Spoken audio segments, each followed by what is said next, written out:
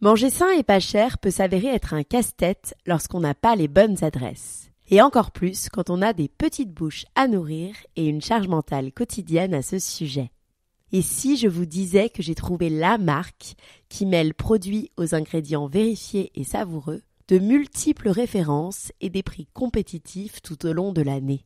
C'est là que Casidomi entre en jeu. Casidomi, c'est plus de 4000 références allant de produits pour la maison aux produits de beauté, en passant par l'alimentaire sans additifs et bio, des prix avantageux tout au long de l'année et un système d'adhésion, des saveurs uniques que l'on ne retrouve pas partout. Depuis quelques semaines, c'est donc une joie de créer de jolies recettes colorées et d'impacter ma famille de manière positive. D'ailleurs, avec le code LOWFROMPARIS20, je vous offre 20 € de réduction sur votre abonnement. Hyper intéressant.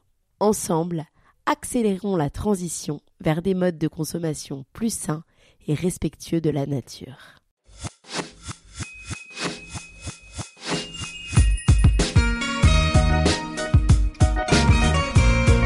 Bonjour et bienvenue sur l'Aléa, le podcast qui t'aide à devenir acteur de ta vie.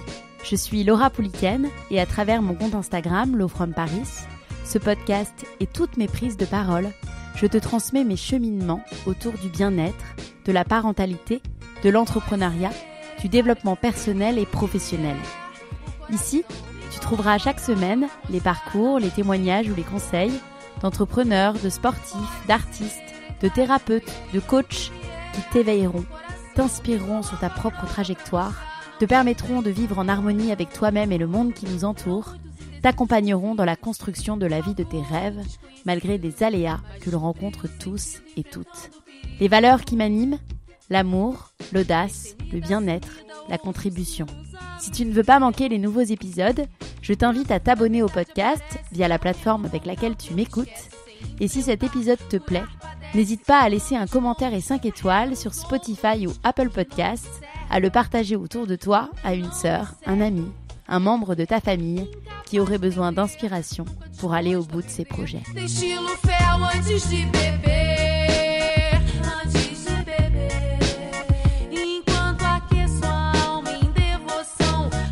Apple, Mastercard, Coca, ces 3 marques sont parmi les plus puissantes du monde. Pourtant, elles ne sont pas forcément les meilleures. Leur succès s'explique par leurs valeurs perçues, et cela s'applique à chacun de nous. Souvent, les opportunités et les réussites ne découlent pas seulement de nos compétences, mais de la manière dont nous présentons ces compétences. Tout être humain est prêt à acheter plus cher un produit ou service si sa valeur perçue est meilleure. En tant que porteur de projet, entrepreneur ou CEO, il est capital de parler de ce que l'on fait en donnant de la valeur. Les gens achètent une solution à un réel problème. Et plus on valorisera notre activité, plus notre relation à l'argent sera apaisée et on attirera l'abondance. C'est exactement ce dont on discute avec Christian Junod, expert sur le sujet dans ce nouvel épisode. En écoutant, vous découvrirez ce que l'argent dit de nous, pourquoi nos rapports à l'argent sont différents, les principaux tabous autour de l'argent et comment les casser, les fausses croyances limitantes qui nous empêchent d'aller plus loin, comment réussir à fixer des prix justes et à dépasser cette peur de ne pas être légitime, ou encore comment avoir un esprit business et orienter ses actions vers l'argent. Merci infiniment Christian pour cette véritable masterclass. Belle écoute. Bonjour Christian. Bonjour Laura. Enchantée d'être avec toi aujourd'hui pour parler de relation à l'argent, qui est ton sujet principal. Pour commencer, est-ce que tu peux te présenter, s'il te plaît ? Oui, avec plaisir. Déjà, merci pour l'invitation. Alors, en quelques mots, donc je suis un économiste de formation. J'ai travaillé 23 ans dans une très grande banque multinationale, dont 17 ans conseiller en placement financier. J'ai perdu mon job en 2009 suite à la crise des subprimes et depuis 2010, je fais plus que ce que j'aime, soit accompagner les êtres humains à mettre plus de conscience sur leur fonctionnement. Alors, au début, j'ai commencé avec toutes sortes de thèmes et au fil des années, c'est vraiment devenu spécifique sur le thème de la relation à l'argent. Autrement dit, mettre de la conscience sur son rapport à l'argent, voir comment on peut transformer des choses pour que l'argent soit au service de nos projets de vie. Et je travaille beaucoup avec les entrepreneurs indépendants, avec tous les publics, mais je dirais entrepreneurs indépendants particulièrement parce que je vois que dès qu'on passe du salariat à devoir générer de l'argent par soi-même, ça réveille peut-être de nouvelles peurs, de nouvelles difficultés. Et ces personnes-là ont peut-être encore plus besoin de soutien que les autres. Et j'ai écrit et coécrit 4 livres, dont Ce que l'argent dit de vous, qui est vraiment mon livre de référence sur la relation à l'argent. Et puis j'interviens dans toute la francophonie. Tout à fait, c'est exactement pour ces raisons justement que je t'ai invité aujourd'hui sur mon podcast. D'où te vient précisément cet intérêt pour le sujet? Alors c'est un peu les hasards de la vie, c'est-à-dire que pendant longtemps, moi j'avais une grosse peur de manquer, malgré d'excellents revenus et sans être conscient du tout de cette peur de manquer. Et un jour, mon fils a eu la bonne idée, sur le moment c'était la mauvaise idée, mais après coup la bonne idée de dire de moi que j'étais un radin devant son frère, sa sœur et moi et sa maman. Et aucun des trois n'a réagi, donc je me suis senti extrêmement seul à ce moment-là. Et surtout, je me suis raconté une histoire sans vérifier, qu'est de se dire peut-être que si je ne suis pas assez généreux à son goût, c'est parce qu'il pense que je ne l'aime pas. Et ça a été tellement insupportable d'imaginer cette histoire-là que je ne suis pas allé vérifier, heureusement, parce que je pense que ce n'était pas le cas, que je me suis dit, ce serait bien que je m'occupe de ma relation à l'argent, parce que mon épouse me disait que j'étais un peu trop stressé avec les questions d'argent, mais je ne voulais rien entendre. J'étais très rigide, je dois dire, à ce moment-là. Et quelques temps après, j'ai découvert Peter Koenig, qui a fait des années de recherche sur le thème de la relation à l'argent. Je l'ai rencontré absolument par hasard. Je suis devenu son organisateur. Et puis, ce qui fait qu'au début que j'étais indépendant, je faisais ça alors que j'étais encore à la banque. J'organisais 2 ateliers de 2 jours par année pour lui. Et quand je suis devenu indépendant, assez rapidement, il m'a dit, c'est bon, Christian, tu peux aussi le faire. Et c'est comme ça que c'est venu, si tu veux, mais vraiment un petit peu sans que ce soit planifié. Et très vite, j'ai vu que ça réconciliait mon passé de banquier, parce que j'avais beaucoup d'expérience d'histoire d'argent, ma propre histoire personnelle, parce que j'avais beaucoup pacifié ma relation à l'argent. J'aurais pas pu devenir entrepreneur si j'avais eu autant de peur de manquer que j'avais à l'époque. Ça aurait été infernal pour moi. Et vu le chemin que j'ai fait, je me suis dit, ce serait bien peut-être que d'autres puissent le faire. Et très vite, j'ai vu que des différents thèmes que je proposais, c'était celui sur lequel je me sentais le plus aligné, où ça vibrait le plus fort en moi. Donc c'était comme une évidence, c'était là que j'avais à me spécialiser. Très bien. Qu'est-ce que l'argent, selon toi? Alors l'argent est une invention des êtres humains qui a été fait pour nous faciliter la vie.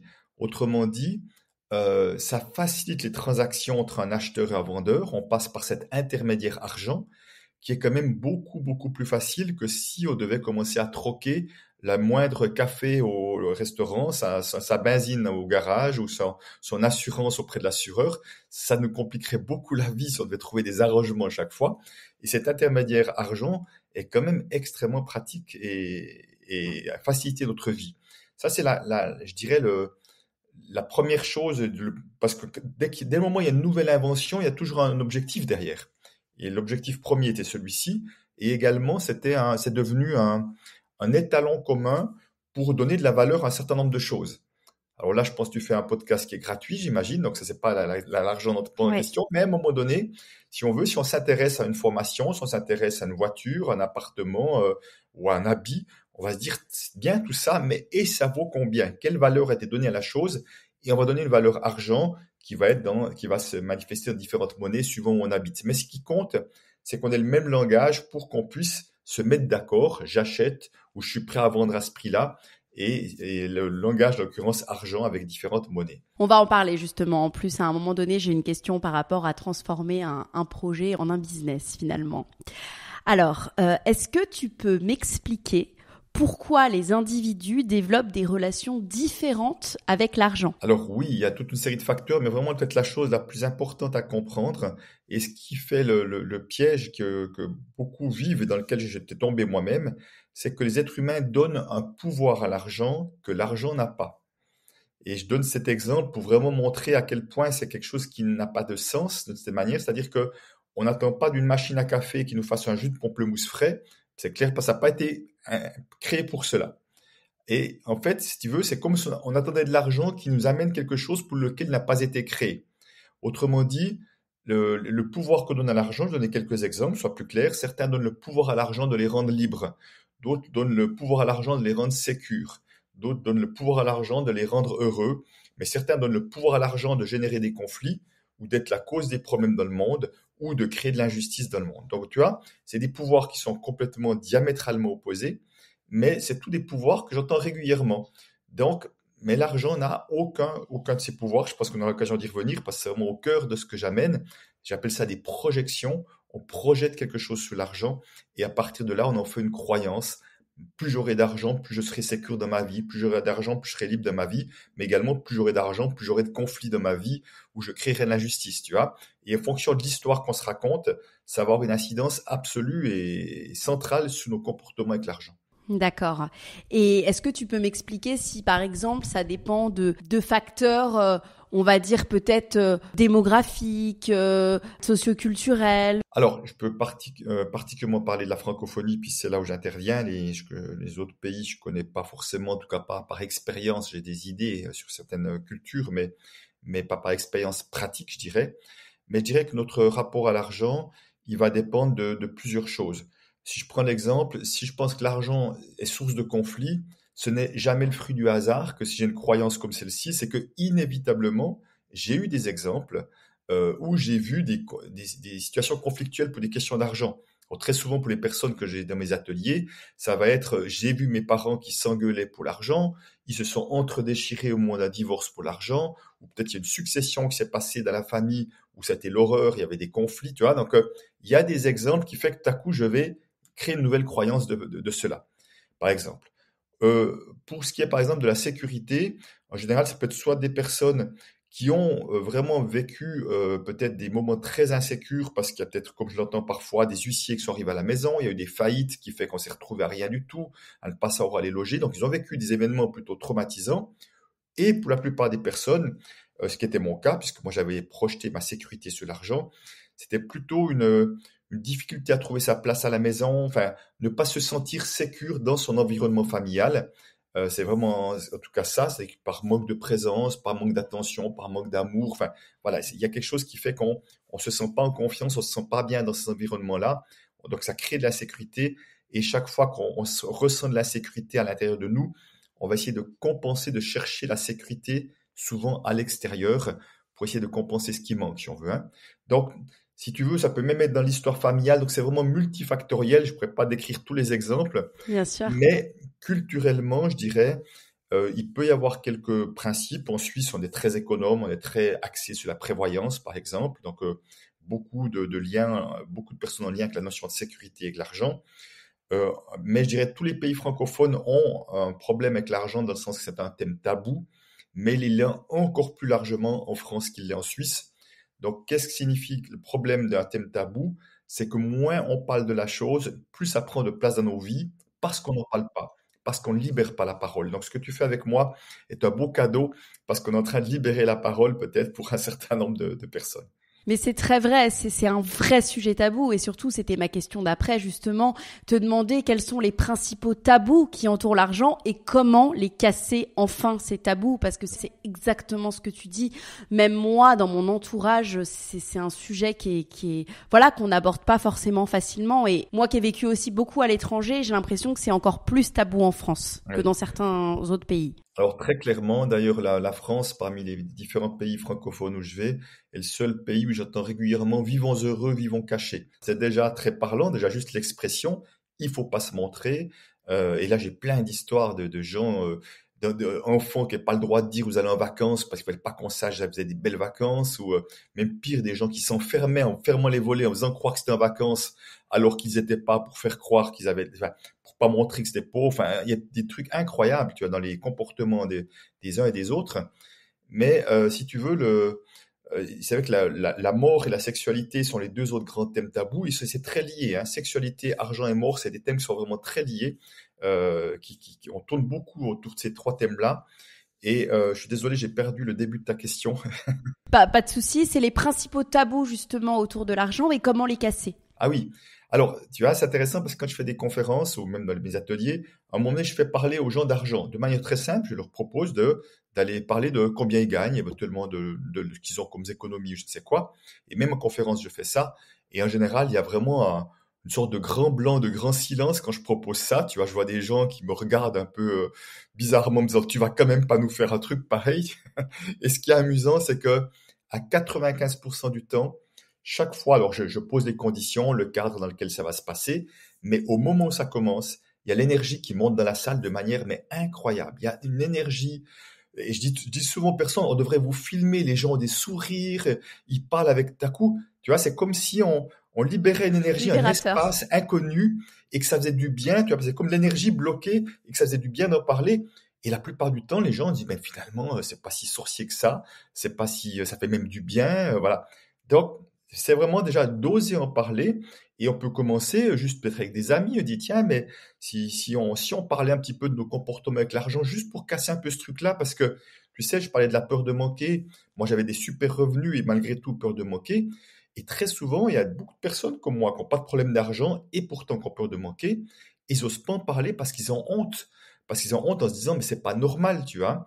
Alors, c'est peut-être pas normal, mais c'est humain en tous les cas. Et on peut se reconnaître dans son humanité en disant, ben, c'est embêtant, c'est pas plus grave que ça. Et c'est pour ça que l'autre fois, j'avais quelqu'un qui gagnait des millions et pourtant qui avait des problèmes avec l'argent aussi. Et je disais, mais c'est génial, tu puisses être dans un atelier parce que juste que tu oses en parler, ça casse tellement de fantasmes que des gens croient que dès le moment où on gagne beaucoup d'argent, tous les problèmes sont résolus. Ben non, pas du tout. On peut avoir plein de stress avec l'argent, même en gagnant des millions, même en ayant beaucoup d'argent, parce que, encore une fois, il y a des histoires qu'on se raconte, il y a des films qu'on se fait qui vont générer toutes sortes de choses. Donc, commencez par en parler, commencez par casser un peu, aller un pas ou deux pas plus loin qu'on a l'habitude d'en faire, et pour permettre à ce que cet espace s'ouvre et cette énergie se libère. Il existe énormément de croyances limitantes qui impactent notre relation à l'argent. Qu'on gagne beaucoup ou qu'on gagne pas beaucoup d'ailleurs, justement, on peut avoir des croyances limitantes quand on gagne beaucoup d'argent, mais aussi justement des croyances limitantes qui nous empêchent de gagner beaucoup d'argent et qui nous font rester à un palier quand on est entrepreneur ou porteur de projet. Comment on peut les reconnaître pour justement les surmonter et progresser financièrement? Et tu dis quelque chose d'important, c'est que la première chose, c'est de les reconnaître. Tant qu'on ne les reconnaît pas, on est pris dedans et on va continuer de fonctionner dedans. Alors, je vais nommer deux, trois, peut-être ça permettra déjà aux personnes qui nous écoutent de se dire, ah ben tiens, ça me parle ou pas. Alors, la croyance la plus répandue dès qu'il s'agit d'argent, c'est il faut travailler dur, beaucoup ou longtemps, voire pire, souffrir pour gagner de l'argent. Donc, il y a vraiment une croyance très forte, très culturelle, qui fait que l'argent se mérite comme quelque chose de l'ordre de la pénibilité, tu vois. Quand on travaille, on en reçoit un salaire, hein, je dis des fois un salaire, tu vois, quand c'est un peu pollué à l'intérieur de là où on travaille. Et, et si tu veux, c'est assez logique et cohérent dans le sens que si on prend deux, trois générations avant nous, les personnes, effectivement, ben, avaient une certaine forme de pénibilité, c'était comme normal. Tu vois, tu travaillais au champ, dans les entreprises, dans les usines, enfin, il y avait quelque chose d'assez normal et courant de travailler dur. Et simplement, nous, et toi encore plus que moi, vu que tu as une bonne génération de moins que moi, nous sommes ces nouvelles générations qui, tout à coup, aspirons à autre chose, aspirons à un équilibre de vie, aspirons à avoir du plaisir dans ce qu'on fait et pas juste attendre le jour de la retraite pour faire ce qu'on a envie de faire. Non, on va le faire tout de suite, ce qu'on a envie de faire maintenant, à travers des projets entrepreneuriaux ou pas, d'ailleurs, même en tant que salarié, on peut faire ce qu'on aime aussi, évidemment. Mais simplement, la plupart des personnes qui sont là-dedans sont prises là-dedans et, si tu veux, en font beaucoup. C'est comme si, parfois même inconsciemment, attire toutes sortes de problèmes, comme pour se donner bonne conscience de dire, je fais quelque chose que j'aime, mais c'est quand même dur, il faut quand même en faire beaucoup, il faut en baver un peu, tu vois. C'est comme si ça donnait bonne conscience, s'autorise à gagner de l'argent, malgré le fait que j'ai du plaisir. Parce que c'est comme si, normalement, le plaisir, c'était associé au loisir, mais pas au travail. Déjà, l'étymologie du mot travail a déjà de la pénibilité derrière, hein. Donc, ça, c'est la première chose et c'est vraiment la plus importante. Et c'est important de pouvoir sortir de là parce que si tous ceux qui font ce qu'ils aiment, ils en bavent et puis en plus s'autorisent pas à gagner de l'argent, ils galèrent un peu financièrement, ça va pas donner envie à beaucoup d'autres de nous rejoindre dans ce magnifique club s'il y a un prix à payer qui est autrement dit avoir une sorte de peu d'argent à disposition et peut-être devoir peut-être pas pouvoir s'autoriser à vivre une vie un peu plus agréable et confortable. Donc ça, c'est la première chose. Après, dans les croyances limitantes, chez les entrepreneurs en particulier, ils ont à peu près tous un plafond de verre. Un plafond de verre, c'est comme son nom l'indique, hein, une limitation qu'on se met en termes de réussite financière, mais aussi en termes d'ordre du succès, de la réussite au-delà de la finance. On a l'impression qu'on fait beaucoup d'efforts, mais finalement pour relativement peu de résultats. Et aussi un des plafonds de verre que je vois, c'est la visibilité. Les gens s'autorisent à être un peu visibles, peut-être, mais pas trop, parce que ça fait peur. Et si tu veux, si je suis pas plus visible, la plupart du temps, je n'aurai pas plus de succès. Si je n'ai pas plus de succès, je n'aurai pas plus de revenus. Si je n'aurai pas plus de revenus, je n'aurai pas plus d'économies. Tu vois, c'est comme un cercle vicieux quelque part, qui fait que je peux toucher les quatre plafonds de verre à partir d'un endroit ou l'autre.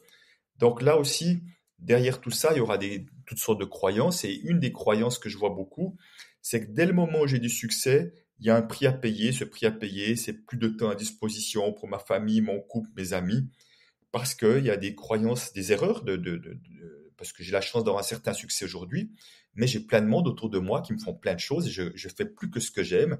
Des interviews comme avec toi maintenant, ou des animations d'ateliers, de conférences. Donc, oui, je suis le patron de mon entreprise, mais tout ce que je n'aime pas ou je suis pas dans ma zone de facilité, je peux le déléguer. Et même l'année prochaine, pour la première fois en 2024, j'ai décidé que je bloquais une semaine par mois dans mon agenda, ce qui est fait pour une semaine de repos, pour faire des choses que j'ai envie de faire, voilà, que ce soit à la maison, à l'extérieur, parce que j'ai envie d'avoir une vie qui soit agréable et cool, parce que j'avais tendance à en faire beaucoup également. C'est vrai que j'aime ce que je fais, mais c'est pas pour autant que je dois en faire trop au point de me fatiguer de temps en temps un peu plus que nécessaire. Il y en a une dernière, du coup. Oui. Très souvent, les personnes, j'ai beaucoup de public féminin hein, dans mes ateliers, il y a vraiment une croyance limitante qui est je ne mérite pas. Je n'y ai pas droit, c'est pas pour moi, tu vois. Et et il y a une histoire qu'on se raconte parce que c'est exceptionnel qu'on nous ait dit ce genre de choses. Ça arrive malheureusement qu'il y ait des parents parfois un peu par maladresse et autres qui ont dit ce genre de choses. Mais en règle générale, c'est une histoire qu'on se raconte parce qu'on pense qu'on n'est pas assez quelque chose, tu vois. Et vraiment, le pas assez quelque chose, l'être humain, j'ai remarqué, est très fort pour se raconter plein d'histoires. Je suis pas assez expérimenté, pas assez intelligent, pas assez ci, pas assez ça, plutôt que voir tout ce que nous sommes déjà. Donc là, on est dans un esprit de manque.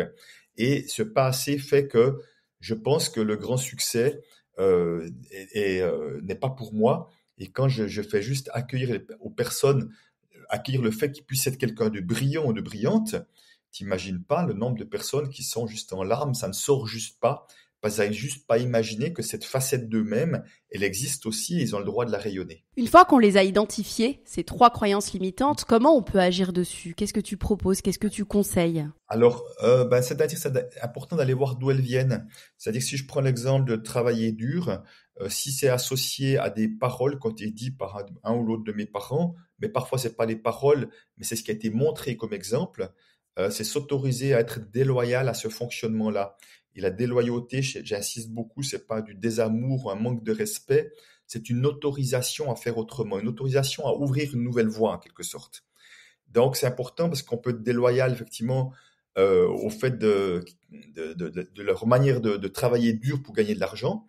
Et puis, on peut être loyal à eux, même si on gagne l'argent avec facilité et joie, tu vois, pour vraiment être... Parce qu'au fond, le problème de la loyauté, c'est que par loyauté, on prend tout le paquet. Le bon et le moins bon, tu vois, parce qu'on va être loyal pour être en appartenance, pour être proche des personnes importantes pour nous. C'est une manière inconsciente de chercher de l'attention positive, de l'amour et autres. Mais à un moment donné, il y a des choses qui ne nous aident pas du tout. Donc, il s'agit de faire son marché. Moi, j'ai une généalogie où les hommes qui se mettent à leur compte faisaient tous faillite. Donc, j'ai pas envie d'être loyal à ce fonctionnement-là. Je peux être loyal à l'esprit entrepreneuriat, je peux être loyal à l'honnêteté qu'ils avaient dans leur manière de faire du business, mais pas loyal au fait de payer le prix et de faire faillite à un moment donné. Tu vois, donc je fais vraiment mon choix en quelque sorte. Et il y a beaucoup de ça parce qu'au fond, ce que je vois, et je prends un exemple, il y a beaucoup de femmes, si elles reprennent leur lignée féminine, leur mère, leur grand-mère maternelle, peut-être leur tante également, avaient tendance à se sacrifier pour les autres et à passer après. Là aussi, c'est un fonctionnement qui est ce qui est, il ne s'agit pas de le juger, mais très souvent, elles sont prises là-dedans également, par loyauté familiale. Donc là aussi, en s'autorisant à être déloyal à ce fonctionnement, elles vont s'autoriser à se donner une vraie place, la priorité, et ce qui ne veut pas dire qu'on néglige les autres, évidemment, mais pas s'oublier au passage, ça n'a pas de sens. Par exemple, tu vois, aussi dans la généalogie, certains, il y a une, deux générations d'avant, ils sont plutôt dans une forme de précarité financière, et par loyauté, je ne m'autorise pas à gagner trop d'argent, un petit peu plus. On s'autorise parfois, mais pas trop. Et là, je suis pris également dans un piège de loyauté. Donc là aussi, s'autoriser à être déloyal, c'est pas contre eux, c'est juste s'autoriser à s'ouvrir à plus grand, à s'ouvrir à plus d'abondance. Et ce qui est important de se rappeler, c'est que c'est bon pour nous et c'est bon pour ceux qui nous suivent également derrière. On ouvre la voie également pour eux. Complètement. Donc, travailler sur soi pour justement accueillir l'abondance à soi et casser ces liens qui nous limitent finalement. Et s'en libérer, absolument. Fixer des prix justes peut être un défi, surtout pour les entrepreneurs, surtout quand on commence. Qu'est-ce que tu peux conseiller justement à un entrepreneur pour qu'il surmonte sa peur finalement de ne pas être légitime dans la tarification de ses produits et ses services? Alors, derrière la notion de fixer les prix, effectivement, quelques ombres que j'appelle des ombres, des parties de soi qu'on rejette.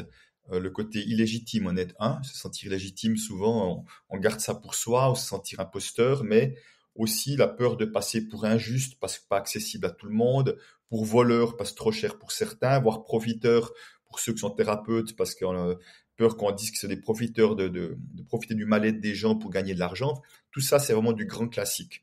Et en fait, il va s'agir d'accueillir ces parts-là plutôt que les rejeter. Parce qu'en fait, nous, en tant qu'êtres humains, nous sommes tout et son contraire. C'est-à-dire qu'on aimerait nous faire croire, on nous a éduqués comme ça, qu'il y a des choses qui sont bien, il y a des choses qui sont mal. C'est bien d'être généreux, c'est mal d'être radin. Tu vois, c'est bien d'être honnête, c'est mal d'être malhonnête. Mais au fond, on dit que on devrait aller vers l'unité, et l'unité, ça n'a jamais été une partie, puis pas le contraire. L'unité, c'est tout. Donc, c'est-à-dire, c'est important d'aller voir, de s'autoriser à être illégitime pour lâcher la peur, tu vois. C'est un peu le paradoxe, c'est quand j'accueille l'illégitime en moi, je peux lâcher la peur et de voir que je suis et légitime et illégitime. Moi, je suis absolument illégitime pour parler, ou imposteur également, pour parler de moteur, de voiture, de mécanique, ça m'intéresse absolument pas. Pour parler de la culture chinoise, j'y connais à peu près rien. Donc, il y a plein de domaines de ma vie, je suis même le plus illégitime du monde possible, et ce n'est pas un problème. Et il y a d'autres endroits où je suis légitime. Donc, simplement, toutes les personnes qui se lancent, c'est important de savoir qu'elles ont des pas d'avance sur leurs clients, leurs clientes. Elles ont fait des choses que les autres n'ont pas fait. Rien que pour cela, elles sont légitimes. Est-ce qu'on a besoin d'être parfait pour être légitime? Non, absolument pas. On a besoin d'avoir quelques pas d'avance et de continuer d'avoir quelques pas d'avance. C'est pour ça que on continue de faire un chemin d'évolution qui fait que quelque part, il y a qu'on avoir quelque chose de plus. Donc c'est déjà important de voir ça parce qu'encore une fois, l'imposture, l'illégitimité, c'est toujours en lien avec une histoire qu'on se raconte, qui revient à ce que je disais avant. Je ne suis pas assez quelque chose. Évidemment, quand on débute, on n'est pas expérimenté. Et il n'y a jamais personne qui a commencé en étant expérimenté. Ça n'existe pas. On a toujours commencé par une première fois. Et moi aussi, où je suis aujourd'hui, je suis un expert, mais j'étais aussi inexpérimenté. Et c'est pas pour autant qu'il n'y ait pas de qualité, que les gens n'étaient pas contents. Les gens étaient très contents de ce que je faisais. Même si aujourd'hui, je peux faire quelque chose de mieux, mais c'est déjà très content parce que j'avais des pas d'avance sur eux. Donc, n'oubliez jamais cela. Vous avez quelque chose de plus dans votre domaine que les autres n'ont pas, et cela a de la valeur. Donc, observez-vous dans les histoires que vous racontez, et quand ces histoires-là arrivent, vous les mettez de côté, et je vous invite à écrire une autre histoire qui parle de tout ce que vous avez mis en place, tout ce que vous avez fait, et toute votre envie intérieure de contribuer à quelque chose, le cœur que vous êtes prêt à mettre dans ce que vous faites, ça a tellement de valeur, tout ça. Votre capacité d'accueillir l'autre dans ce qu'il est, etc., ou d'offrir le meilleur produit possible, quel que soit le meilleur produit, mais de mettre du cœur dans ce que vous faites, ça a vraiment de la valeur. Après, dans les prix, fixer un prix est tout un art. Et c'est vraiment important de se souvenir de ça, dans le sens qu'on peut tester plein de choses, on peut voir plein de choses. Simplement, euh, nous, en tant qu'être humain, c'est important de se souvenir qu'on achète toujours une valeur perçue. C'est-à-dire qu'on perçoit de la valeur dans quelque chose. Et c'est sûr qu'un restaurant qui a 16 au Go Emilio, on ne perçoit pas la même valeur que dans un petit restaurant de marché et tout, parce que il n'y a pas les mêmes références. Et on est prêt à mettre plus cher à un endroit suivant la valeur qu'on perçoit, et puis on va pas mettre le même prix pour un autre endroit. Donc, dans les marques, on perçoit des valeurs différentes. Donc, on achète de la valeur perçue, et c'est important de pouvoir aussi parler de ce qu'on fait en donnant de la valeur à ce qu'on fait. Pas juste dire ce qu'on fait. Parce que souvent, j'entends les gens dire, je fais des séances de sophrologie. Je l'entends, mais ceux qui ne savent pas ce que c'est la sophrologie, ça dit absolument rien à personne. Et parler de ce qu'on fait, c'est vraiment parler de quel genre de problématique ça peut résoudre, en quoi ça peut rendre service aux personnes-là, en quoi ça peut rendre leur vie meilleure, en quoi ça peut amener un service pour un produit ménager et autres, un service qui a de la valeur pour les personnes. Parce que les personnes, elles viennent soit résoudre un problème, soit elles aspirent à quelque chose qui rende leur vie plus légère, plus pratique. Et c'est à nous de mettre ça en avant, c'est nous qui mettons ça en avant, et plus on arrive à donner de la valeur, mais avec authenticité, pas en racontant des choses qui ne sont pas correctes, plus on aura de la facilité aussi à valoriser ce qu'on fait parce qu'on y voit de la valeur. Si moi, je vois pas de la valeur à ce que je fais, c'est difficile que mon client voit. Donc, c'est que ça commence par nous déjà. Tout à fait.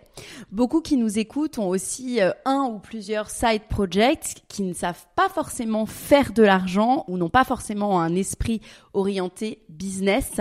Comment on cumule projet de cœur et argent? Oui, alors c'est sûr que j'ai pas mal de personnes qui viennent me voir et qui disent effectivement, j'ai un à côté qui est mon projet de cœur et puis j'ai mon travail dit alimentaire. Et si tu veux, et après je comprends, hein, parce qu'il s'agit pas forcément de tout plaquer. Moi, j'ai pu tout plaquer parce qu'intérieurement, j'étais vraiment absolument prêt à faire ça. 3 ans, 5 ans avant, j'aurais pas été prêt. Donc la vie a vraiment été très bonne avec moi en me licenciant au bon moment, au moment où j'étais moi prêt à faire le saut. Donc, mais en même temps, c'est quoi le piège? C'est que souvent les personnes, alors j'en ai beaucoup qui sont dans l'accompagnement, j'ai beaucoup de clients dans l'accompagnement, que ce soit coaching, thérapeute au sens large et tout ça, et qui travaillent à 80 ou à 100%, et puis qui se disent, le jour où j'ai assez développé mon travail d'à côté, je peux lâcher l'autre. Mais c'est difficile de développer quelque chose qu'on n'a pas le temps de le développer. Tu vois. Donc, au fond, souvent, c'est quoi? On aimerait être rassuré d'avoir assez de clients pour lâcher, mais en même temps, j'ai pas d'espace pour assez de clients. Donc, c'est un peu mission impossible qui fait que, quelque part, si je fonctionne comme ça, je vais jamais lâcher ce truc-là. Parce qu'en fait, selon moi et selon ma vision aussi de la spiritualité au sens large, hein, c'est pas une histoire religieuse, ça peut, personnellement, mais on peut y inclure la religion évidemment. Pour moi, la vie attend de nous que nous fassions le premier pas pour nous renvoyer l'ascenseur en quelque sorte. Et le premier pas, c'est peut-être de lâcher une partie de son temps de travail en disant je vais créer de l'espace pour que des clients puissent venir à moi. Et c'est là où, si tu veux, c'est là où on doit faire le premier pas. Parce que tant que je fais pas le premier pas, quelque part, c'est-à-dire je suis dans le doute et dans la peur. Et la vie va me renvoyer des trucs qui vont générer du doute et de la peur. Puis c'est ça que je vibre, en quelque sorte. Alors que si je vibre la foi et la confiance, et je dis, OK, allez, je lâche 20% parce que j'y crois, parce que ça prendra le temps que ça prendra, mais ça marchera. Je suis d'une autre énergie et je vais recevoir autre chose en retour. Donc ça demande vraiment d'être vigilant à ce qu'on voit, ce qu'on fait, et peut-être se faire accompagner aussi, parfois quand c'est trop compliqué, parce que l'entrepreneuriat est quelque chose, on se sent très vite seul également, et c'est important de s'autoriser effectivement à être entouré, accompagné, quelle que soit la manière d'autres entrepreneurs pour se soutenir mutuellement, pour vraiment en communauté avancer ensemble. Assez intuitivement, je dirais, on a un esprit d'entrepreneur ou pas. Moi, j'ai une partie de ma famille qui est entrepreneur. Chez mon épouse, il y avait zéro entrepreneur. Donc, pour elle, c'était un peu plus compliqué à se mettre là-dedans, mais elle s'y est mise avec le temps. Donc, au départ, si tu veux, on n'a pas les mêmes facilités parce que on a des choses intuitives là-dedans. Alors, je dirais que ton esprit d'entrepreneur, c'est pas très compliqué. On va tout de suite sentir comment faire les choses et tout. Et c'est pour ça que je disais, moi, mon type, si on n'a pas trop l'esprit entrepreneur, c'est de se faire entourer pour justement voir les autres comment ils fonctionnent, pour vraiment se faire inspirer par les autres, tu vois, de trouver. Et j'insiste, hein, il ne s'agit pas de faire du copier-coller de ce que les autres font. C'est toujours important de sentir qu'est-ce qu'on sent qui est juste pour nous. Il n'y a pas une manière d'entreprendre, il y a plein de manières d'entreprendre, mais la manière qui marchera, c'est la manière qui vous correspond le mieux. Mais tout en ne négligeant pas vos peurs, parce que si vous avez peur de parler d'argent et puis de parler de vos prix à vos clients, il s'agira de vous occuper de ce thème-là, autrement vous serez embêté tout le temps, quoi. Si vous n'avez pas valorisé ce que vous faites, il s'agira de vous occuper de ça, autrement vous allez galérer, travailler comme des dingues pour gagner pas assez d'argent. Donc c'est vraiment moi je dirais peut-être mon tips à moi, c'est que chaque fois que je vois que c'est pas aussi fluide que j'aimerais, qu'il y a quelque chose qui est plus compliqué pour moi, je vais vraiment me questionner, me dire qu'est-ce qui fait que je génère cela dans ma vie. Tu vois, je me mets jamais en position de victime. Je me dis, si je vis ça, c'est que j'ai une part de responsabilité, quelle que soit l'attitude de l'autre, et qu'est-ce que j'ai à comprendre, qu'est-ce que j'ai à améliorer. Donc, juste de partir avec cet état d'esprit-là, ça fait que régulièrement, tout à coup, c'est un peu plus compliqué. C'est pas des grosses complications, mais un peu moins d'inscriptions que d'habitude. Je sens que j'avance moins sur mes projets. Je sens qu'une collaboration fonctionne moins bien. Je m'arrête, me dis quelle est ma part là-dedans, et je m'occupe de cette part-là pour que je n'ai pas à revivre encore et encore le même genre de situation. Tout à fait. Les préoccupations financières peuvent générer du stress, qu'on soit à notre compte ou qu'on soit salarié, qu'on soit seul ou en famille, qu'on ait des enfants.